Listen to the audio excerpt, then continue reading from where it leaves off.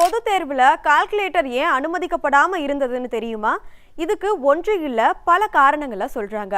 கால்குலேட்டர்கள் கணக்கீடுகளை செய்து முடிக்கிறதால மாணவர்களோட சொந்தமான கணக்கிடும் திறனை மதிப்பிடுறது கடினம். இதனால மாணவர்களோட திறனை மதிப்பிடுறதுல சிக்கல் ஏற்படும். எல்லா மாணவர்களுக்கும் ஒரே மாதிரியான கால்குலேட்டர்கள் கிடைக்காம இருக்கலாம்.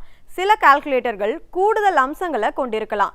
இது போட்டிக்கு சமமற்ற தன்மையையும் பாகுபாடையும் ஏற்படுத்தும். சில கால்குலேட்டர்கள் நிரல்படுத்தக்கூடியதா, அதாவது புரோகிராமபிளா இருக்கலாம். இது தவறான அல்லது நேர்மையற்ற வழிகளில் பயன்படுத்தப்படலாம். இது மட்டும் இல்லாம கால்குலேட்டர்கள் கணக்கீடுகளை சீக்கிரமா செய்ய உதவுவதால மாணவரோட அடிப்படை கணித திறனை மதிப்பிடுறதும் கடினம். சில வாரியங்கள் குறிப்பிட்ட பாடங்களுக்கு, குறிப்பா கணக்கியல் போன்ற பாடங்களுக்கு அடிப்படை கால்குலேட்டர்களை பயன்படுத்த அனுமதிக்க தொடங்கி இருக்கு.